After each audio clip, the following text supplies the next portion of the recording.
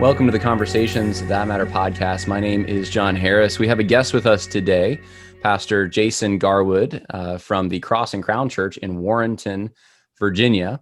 And the Warrenton Declaration is a document that came out, about a month ago or so? Yeah, just a couple of weeks ago. Yeah. A couple of weeks ago.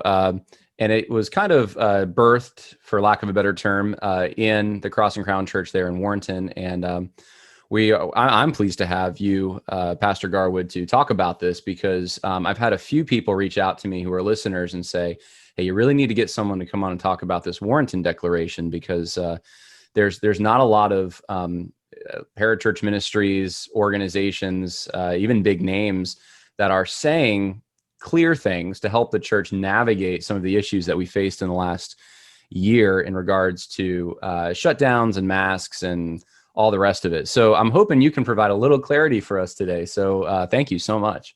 Yeah, thanks, John. I appreciate you having me on, and I'm excited about this. I've been doing quite a few interviews on it, so it's exciting to see it kind of take off, and it's encouraging to see a lot of people pick it up and sign it and help us share it. So it's worthwhile for sure. Yeah, well, that's awesome. So that's a good thing to start off with. Just you're seeing some fruit already. That a lot of people is getting passed around, and people are actually getting excited and signing their names and using it to think through this. Yeah, LifeSite News picked it up and did a really nice article on it, which is kind of funny because it tends to be more Roman Catholic.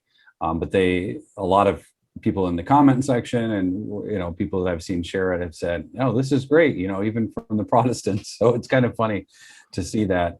But also I did an interview with Alex Newman from the New American, and he helped pushed it out there too. He has quite a big audience. So it's neat to see Tim Brown from Sons of Liberty Radio as well. So I praise God for the opportunity for sure.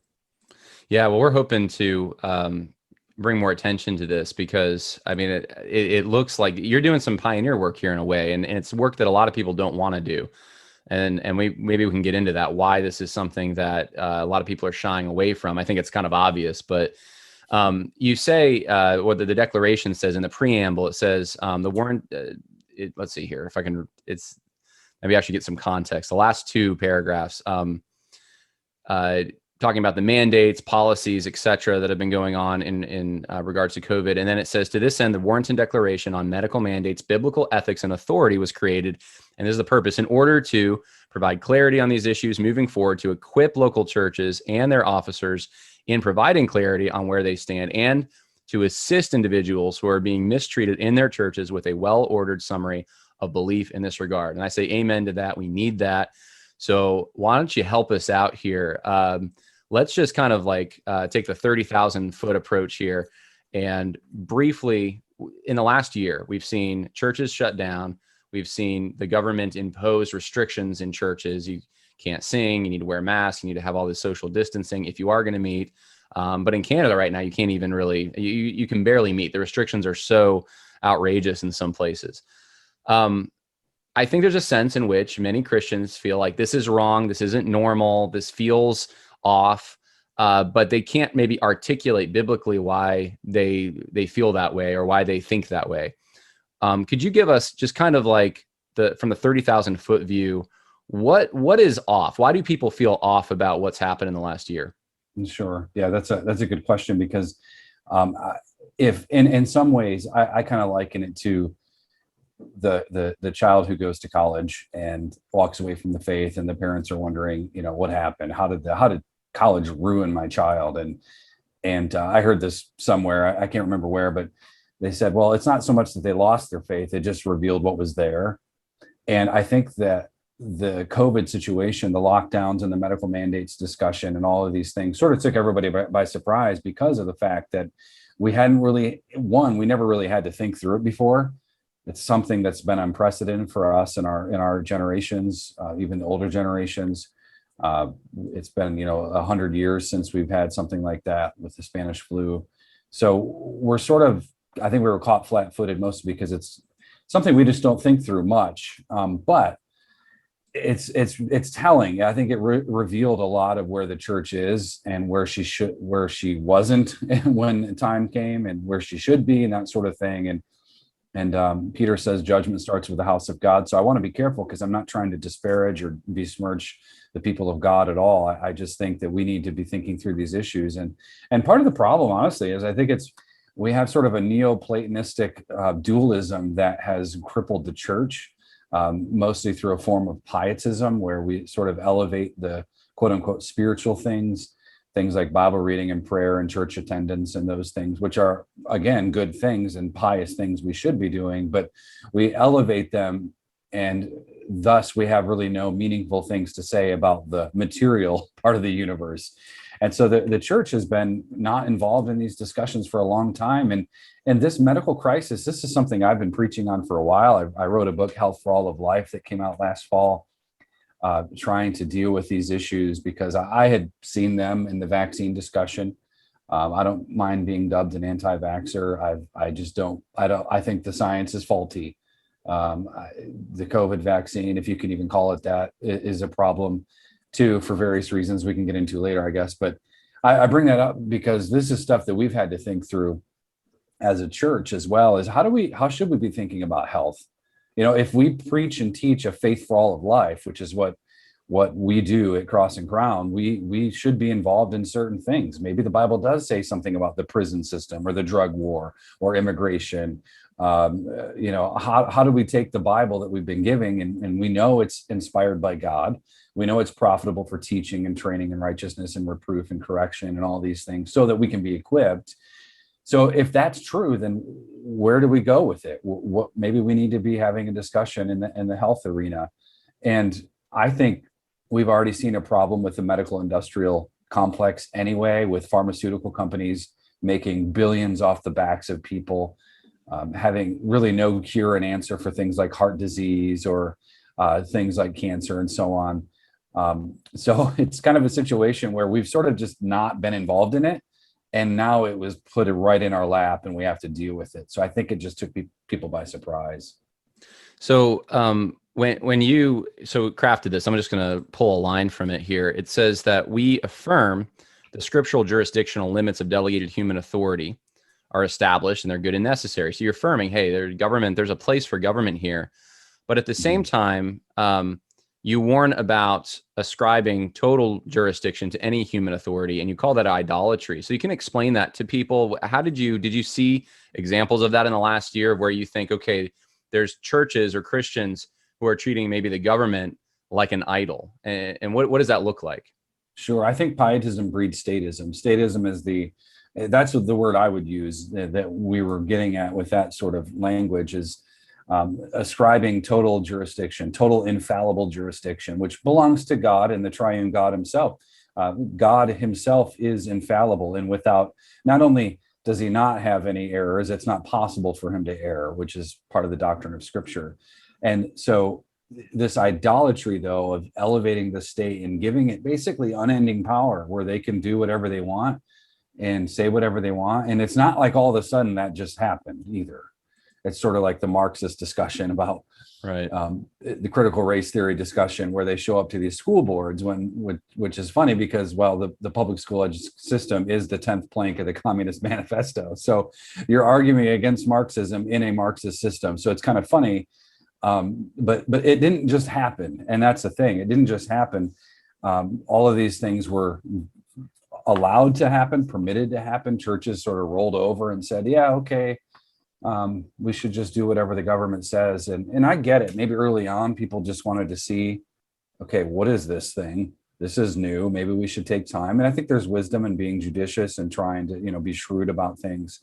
But at the end of the day, is this sort of 2 week to flatten the curve, 2 years to flatten the economy thing sort of spun out of control. We really reacted poorly. We didn't show up in time. We were a little bit Johnny come lately here on these issues. And so statism itself is really, I see it, think of it like this. We sort of gave birth to statism throughout the years, maybe even pre-Lincoln, but especially after the Civil War, sort of a centralized federal power. Right. And it's just grown and grown and grown. And now here we are, and we have to eat the ugly fruit of it. So yeah, it is an idol, though. I think it's a huge idol that we need to be preaching against, and that is statism itself.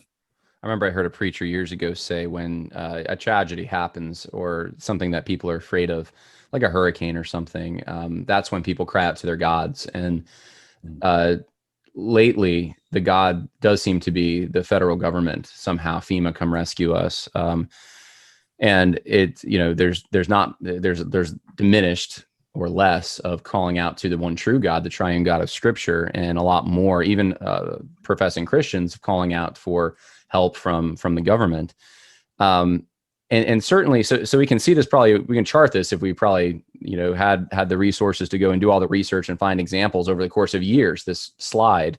But this last year, we probably see a big acceleration in the blind faith given to government, and just the ascribing of good pure motives to them. And the vaccine you just mentioned, or the non-vaccine, I don't even know quite what to call it, because I know it's not really technically a vaccine the way the vaccine's supposed to work. It's a new RNA technology. But many Christians, from like the Gospel Coalition and from many parachurch organizations, people encouraging Christians that this is what you need to do. This is what it means to love your neighbor. This is what this is part of your duty as a good Christian in society. What would your response be to them? Because all they're trying to do, it sounds pure, is love their neighbor, right? Loving your neighbor is trying to prevent an illness from spreading. And why would you be against that? Yeah. Well, I'd say I'd be against that for two reasons. Is one, you don't get to just define love willy-nilly. We know from Paul in the book of Romans, chapter 13, that right after his description of what a civil magistrate should be, he's prescribing the role of the magistrate, and he goes on and around verse 10, and he says, look, love is the fulfilling of the law. So love and law go together. It's something I preached on recently. Love is not love. You've seen the sign, right? In this house, we believe love is love. And we really should be saying, well, no, we believe love is law. And because the Apostle Paul ties that together throughout the letter to the Christians in Rome. So love is the fulfillment of the law. So I wouldn't, and this is sort of toward the end of the declaration, but we don't want to just say, well, because the CDC said you need to get vaxxed, that's loving your neighbor. I reject those presuppositions completely. I've seen the Gospel Coalition stuff. We've interacted with Joe Carter, or attempted to.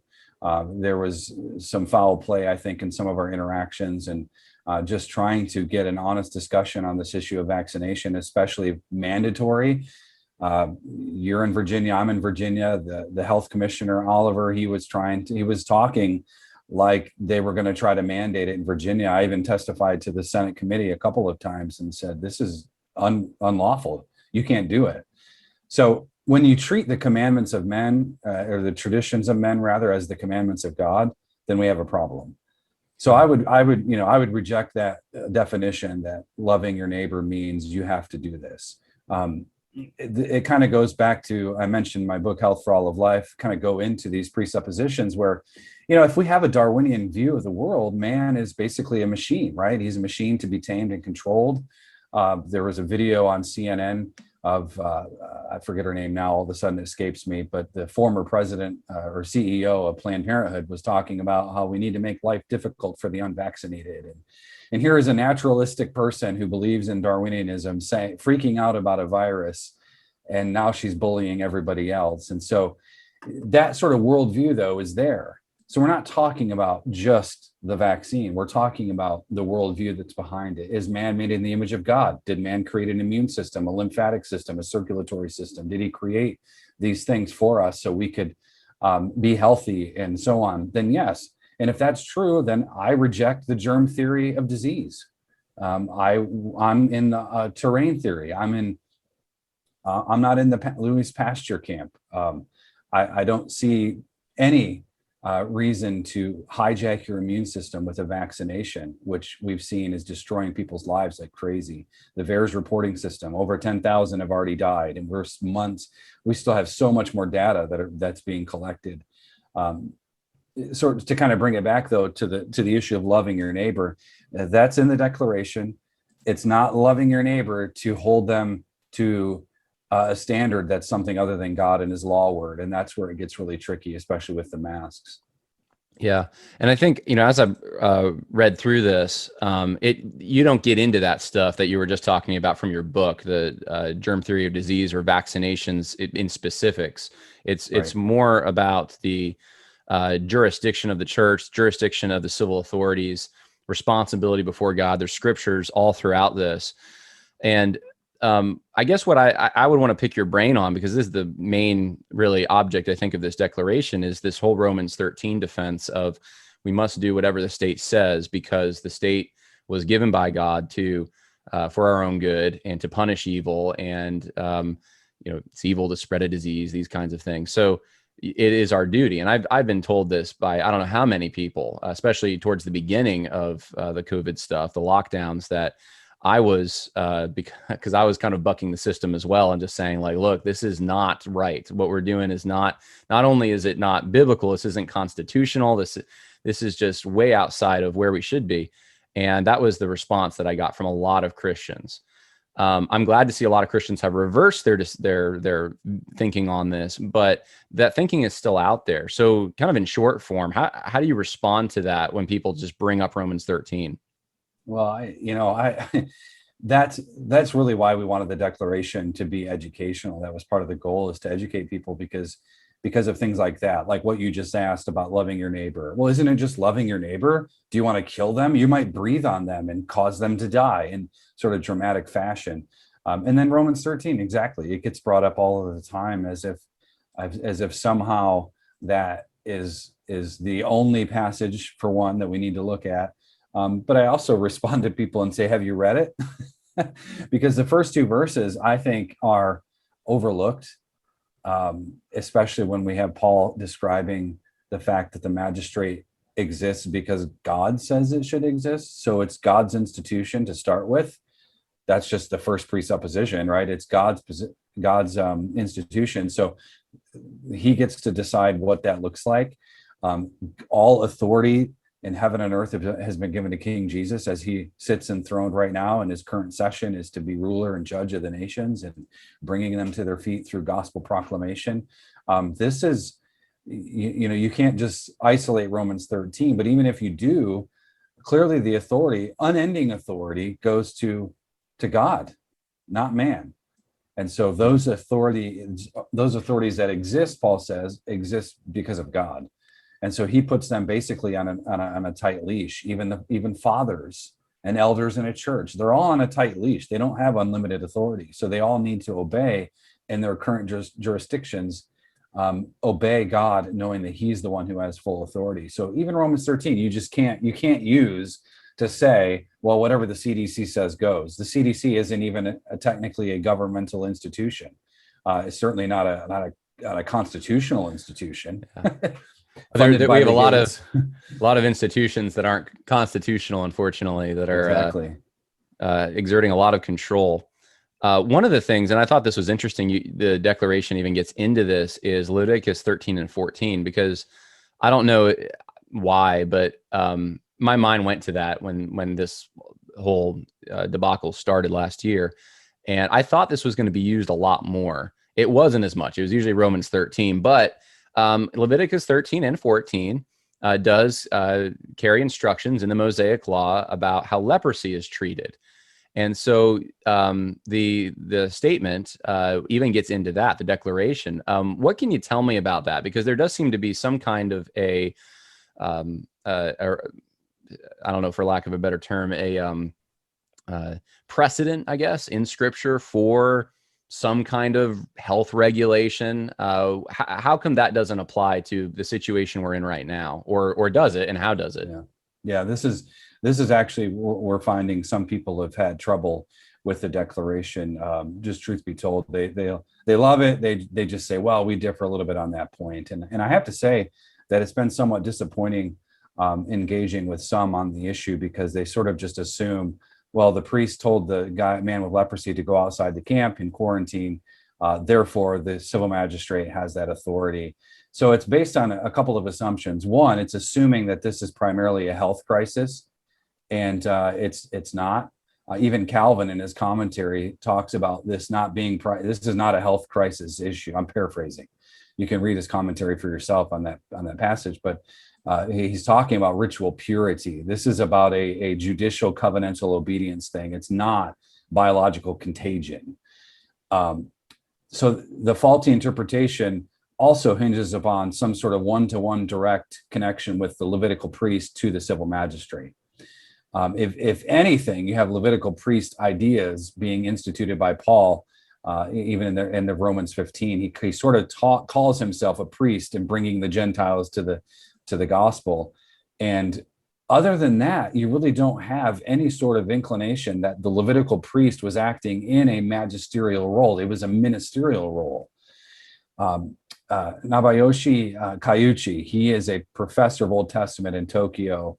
I think it's Tokyo Christian University, and he has a commentary on Leviticus that I was digging through thanks to my friend Martin Salbridi from the Chalcedon Foundation. He and I were talking about this, and it's interesting some of his take, because he argues that this leprosy, quote unquote leprosy, is actually mostly meant to be a portrayal of what uncleanness looks like. It symbolizes hiding yourself. He makes the connection to Genesis 3 and the skin language. Remember Adam and Eve, God made skins of the animals and clothed them. And so there's this connection about shame and sin and hiding yourself. And so Leviticus 13 and 14, it's interesting in Leviticus 13, 12 and 13, the man appears to the priest and he is covered in head to toe with leprosy, and he's pronounced clean and sent back into the community.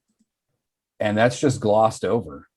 So the point there is, you can't even use that to justify the magistrate's unending authority. And even if you did, they certainly can't mandate and quarantine the healthy. But I'm arguing that passage has nothing to do with biological contagion and can't be used. Yeah, when I heard, I don't even think it was that many people, but people who did bring that up, because I know there were a few. I remember thinking, like, so are you like a theonomist now, or like, because are you going to start going to all the other passages and in the Old Testament and want to apply them in the same way today? And most of them would run as far away from that as they possibly could. They don't think that the Old Testament law should be in effect at all, but it's very selective. And so is there a point though, and this, I'm just asking you this personally, when the government does, whether that's state, local, or federal, have a responsibility in maybe a public health crisis of some kind to step in and implement some kind of regulations? And I know, so this is maybe going a little past the statement itself or the declaration, but this is kind of that slippery slope that people, if they can kind of get their foot in the door and say, well, that's acceptable, then the rest follows in their mind. So what would you have to say to that? Is there any responsibility there? No, I don't think that they have any authority at all. If they want to sound the alarm, fine. But this is connected to a larger issue of your theology of the state, which is something that Christians have really underdeveloped. And for me, I see local government, judicial system primarily. We don't need legislators creating new laws. We have the law of God to enforce contracts, to punish murders, those types of things. So it is outside the declaration, and I'm happy to sort of explain that as brief as I can. But I do think that the government, civil magistrates, have zero authority in implementing any sort of things. And any theonomist will tell you, I'm very much a Rushdoonyite. I love Christian Reconstruction. I'm open to growing and learning as I go on a lot of those things. And so even theonomists, though, will say, look, we see, for example, Leviticus 13 and 14 is couched inside of other things about menstruation laws. And there are all these purity laws that are meant to talk about holiness in the camp. When you're in the camp, you're closer to God. But when you're sent outside the camp, it's because there's a sin issue that you're trying to hide. And so, again, that passage shouldn't be used. And when you remove that passage, I don't see any other place in Scripture where you have a magistrate given that authority. So even Paul says in Romans 13, they're there to punish evil and praise the good. So, if anything, the government want to put out a emergency message and say, hey, this is a problem, take precaution, but it's the responsibility of families and individuals to use caution and use care. Yeah. And that's how I think it's been primarily. I mean, there's been maybe certain times in which there were lockdowns and stuff. You mentioned the Spanish flu. but primarily when there's been quarantines for even back in the day, like mumps and measles and things like that, it was just kind of an expected social convention for the way the society functioned. You didn't need police going out and making sure, so that seems to be a cultural shift, that self-government, that responsibility that people used to take just kind of as a courtesy and as a caution. Now we expect this authoritarian central authority to do all the thinking for us and the implementation. And I mean, I guess at some point it's just going to be some algorithm in a computer that's going to let us know whether we can even open our door that day. I don't know. Yeah.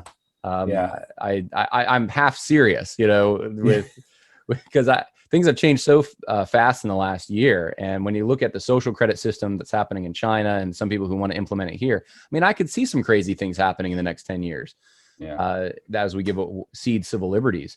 So this statement is a hedge against that.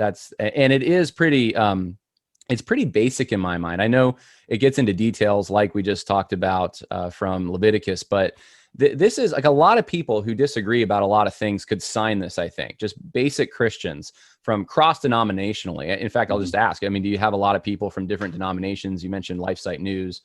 Kind of a wide appeal. Ironically, I think we had a Buddhist sign it, which I'm like, well, we're affirming the authority of Christ over all things. So I don't know. I mean, it's certainly a gospel witness, no doubt, using it. But yeah, there's been a lot of Presbyterians, Baptists, Reformed, non-Reformed, and we've had a lot of great feedback from people because, like you said, it should be. We want it to be unifying in the sense of, look, that like we want to believe the Bible and we want to deal with this situation. So. I mean, we're trying as best we can to get it out as much as we can. So I'm thankful for you allowing me to talk about it. Yeah. But some people just need to either print it off, give it to their pastor, or pastors print it off and give it to your church people. I mean, it's that simple. Yeah. And really tighten up on this theology so that we can have a good response. Well, it's really helpful, I think, for just a Bible study in general. There's so many verses in here to think through, Daniel and Colossians and Matthew and Proverbs and Isaiah. And I mean, there's just so many Romans, to just look up all these verses and just for yourself, those who are watching right now, just to think through, okay, how do I view this topic? It's very helpful for that. So I'm grateful that you all put it together as a guide there. And then people can go to warrentondeclaration.com. It's very easy to sign up. And there's many people who have signed. How many right now have signed it? Do you know? Do you have a number? I actually don't have any updated numbers, but I think we're at 1,000 and growing. Okay. But I don't know that for a fact. So gotcha. Lots of pastors though. And I'm just glad the discussion's happening, to be honest with you, because I was getting a little, not afraid, but just concerned, I guess, that so much of the time there's just no discussion on this. And especially coming from the perspective of being suspicious about the overreach of the civil government, et cetera. I think there's a lot of fear out there. I mean, is that what you attribute it to? Pastors who are run away from this topic? Do you think it's just fear of the government, fear that they're going to be on the record as opposing the government? Yeah, and maybe the same motivation for why they don't preach against abortion or, deal with other social issues that the church should be leading on. I mean, it may be, they don't want to lose their tithe money and their livelihood, and I understand that, but boy, we need to be on the front lines and not waiting for this stuff to come to us. Yeah. Well, I certainly appreciate you talking about it, Pastor Garwood. And I know you mentioned your book. I mentioned the website. Anywhere else you want to send people? Sure. crosscrownchurch.com, jasongarwood.com. If you guys people want to keep up with what the latest is going on with us. We're very active here in Northern Virginia, so there's a lot of things going on. But it's definitely go to the site. That's really what we want to try to emphasize. Go to the website, warrentondeclaration.com, and please sign it and share it as much as you can, wherever you can, social media, texting people. We really want to get the word out because it's super important. Yeah. Awesome. One final question that I forgot to ask earlier. I meant to, were there medical doctors also, and you can be vague about this if you need to be, but were there medical doctors involved in the crafting of this as well in consultation or? Sort of. I've made some connections mostly through my work and research with the book. And so a lot of that is kind of connected to developing that theology. So I guess maybe indirectly we've had definitely several people involved. I'm connected with the Children's Health Defense with Robert F. Kennedy Jr. and Mary Holland, who's there, and so we've tried to make connections with a lot of people who are in this. Not necessarily a direct. This is mostly a theological treatise. Some input was involved with some, but largely it was kind of more on the back end, I should say. Yeah, I reading it, I figured it looked more theological, but I just wasn't sure, and I know that some people had that question probably in the back of their minds as they're listening. Were there any medical? And sometimes we treat the medical community as if they're their own priests, and they're not. But I know that that knowing that there were some doctors involved or some people in the medical community does spark curiosity in some people, and maybe a willingness to go and check it out more. So go check it out, Warrenton Declaration. You can search it in Google. It'll come right up, but it's warrentondeclaration.com. And once again, thank you, Pastor Garwood, for your time. Thanks, John. I appreciate it. All right. God bless.